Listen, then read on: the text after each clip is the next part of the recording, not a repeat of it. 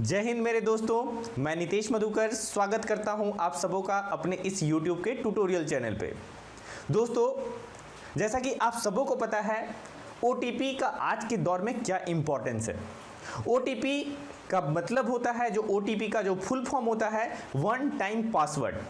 आज के इस मॉडर्न टाइम में, आज के इस आधुनिक युग में OTP का उपयोग बैंकिंग सेक्टर में, कॉरपोरेट सेक्टर में, वेबसाइट में और सिक्योरिटी वेरिफिकेशन के कंसर्न में OTP का बहुत ही इंपॉर्टेंट रोल है। अगर हमें किसी को वेरीफाई करना है, उसके यूजर आईडी को वेरीफाई करना है, तो जो भी हमें यूजर आईडी और सिक्योरिटी रिलेटेड कंसर्न वेरिफिकेशन के लिए हमें OTP का जरूरत पड़ता है। तो आज के इस ट्यूटोरियल में मैं आपको ये बताऊंगा कि कैसे आप पाइथन प्रोग्राम के हेल्प से एक OTP को जनरेट कर पाएंगे। यस दोस्तों, आपने सही सुना, आप भी एक OTP को जनरेट कर पाएंगे। एक रैंडम नंबर, एक यूनिक नंबर हर टाइम जनरेट होगा। वो आप कैसे पाइथन के प्रोग्राम से कर पाएंगे।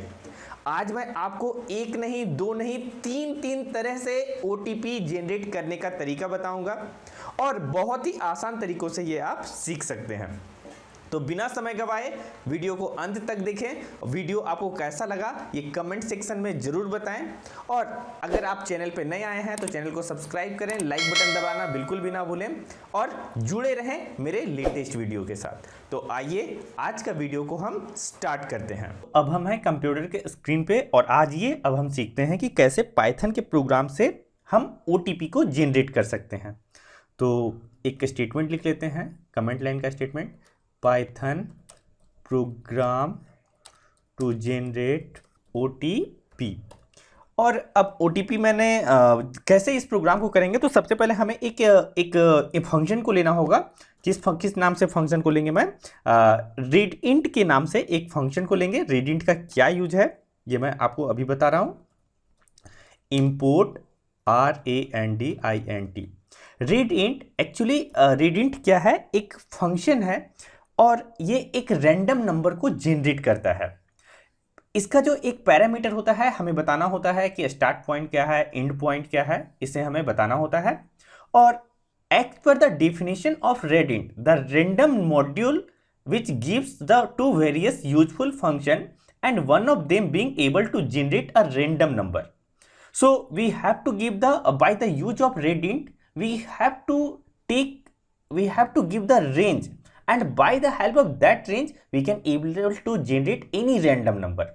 So whenever we are having the random number, so now what I have to do, I have to print read int and I have to define the range, the starting range and the ending range. So starting point is 0 and end point is 9. And again I have to generate the 6-digit OTP number. So this should be typed at least 6 times. I have to define range, हमें define करना होगा कि मेरा जो range है वो कहाँ से कहाँ तक जा रहा है और इसे बताना होगा। रीड इंट ऐसे ही लिखते चले जाएं 0 से 9 के बीच में।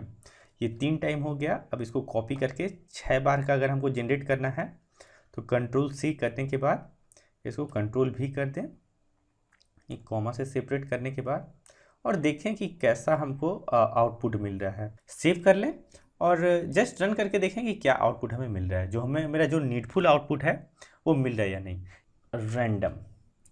Random input, now check it, press Ctrl+S and now run this program. देखिए, अब आप देख पा रहे हैं कि ये जो OTP मेरा जनरेट हुआ है, ये 6 डिजिट का तो OTP तो हमें मिल गया है, लेकिन ये स्पेस में मिल रहा है।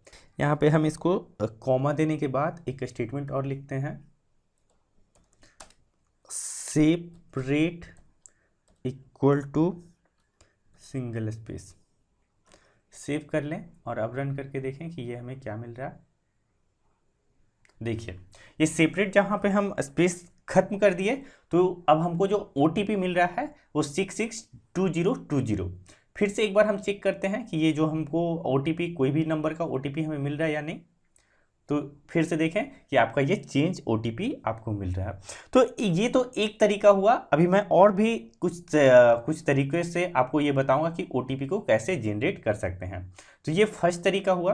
दूसरे तरीके से हमें ओटीपी जनरेट करना है तो इसके लिए हमें क्या करना होगा, अब हमें एक फोर के नाम से एक लूप लेना होगा। सबसे पहले इंपोर्ट करना है रेडिंट को। रेडिंट क्या है आपको पता चल गया, for I in range. I in range कहाँ से रेंज होगा, आई का 6 तक होगा, मतलब 0 to 6 होना चाहिए। 0 to 6 इन द सेंस कि 6 डिजिट का होगा। और अब हमें क्या करना है, प्रिंट कर देना है। प्रिंट क्या करेंगे हम, रेडिंट रेंज होगा रेडिंट का कहाँ से कहाँ तक, 0 to 9। अब इसको सेव कर लें और देखिए ये प्रोग्राम सक्सेसफुली रन हो रहा है। यानी देखिए ये प्रोग्राम भी आपको एक ओटीपी जनरेट कर दे रहा है।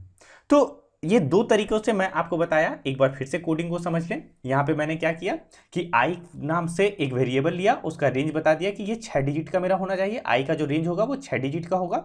और प्रिंट मैंने क्या कर दिया, रेडिंट को, जिसका रेंज होगा 0 to 9। और उसके बाद मैंने इंट लगा दिया। इंट इसलिए लगा दिया क्योंकि उसके जो बीच का जो गैप है वो ज़्यादा ना रहे। ये सेकेंड तरीका हुआ जहाँ से आप ये ओटीपी को जनरेट कर पाए। एक और तरीका जो बहुत ही ईजी है, ये भी आप यूज कर सकते हैं। इसमें मैं क्या करूंगा, सबसे पहले एक ओटीपी बोल के एक वेरिएबल डिक्लेयर कर दिया, फोर का लूप लिया, आई in range. I in range कहाँ से कहाँ तक, आई का रेंज होगा 6 तक होगा, 6 तक हुआ। और अब हम इसे क्या करेंगे, OTP plus equal to str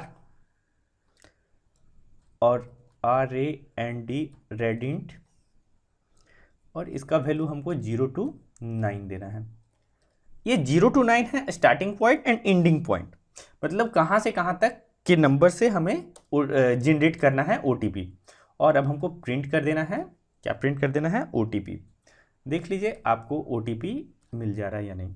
इसको सेव कर लीजिए और सेव करने के बाद इस तरीकों को भी आप यूज कर सकते हैं। देखिए तो ये मैं आपको 3 तरीका बताया।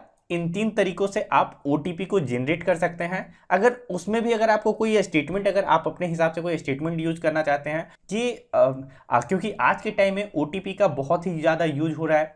हर कंपनी, हर बैंकिंग सर्विस, इवन हर वेबसाइट ओटीपी जनरेट करती है, करवाती है अपने यूजर के लिए, सेफ्टी मेजर के हिसाब से, सिक्योरिटी पर्पस ऑफ कंसर्न। तो आप भी अब इस पाइथन के प्रोग्राम से ओटीपी को जनरेट करना सीख सकते हैं। तो दोस्तों आपको ये वीडियो कैसा लगा, ये कमेंट में हमें जरूर लिख के बताएं। और अगर आप कुछ नया तरीका से इस ओटीपी को प्रोग्रामिंग करने का, अगर कोई आपके पास भी कोई तरीका है तो कमेंट में लिख के हमें जरूर बताएं। आपका कमेंट का हमें इंतजार रहेगा। अपने दोस्तों के साथ वीडियो शेयर करें। मिलते हैं एक नए वीडियो में एक नए ट्यूटोरियल के साथ। तब तक जय हिंद, जय भारत।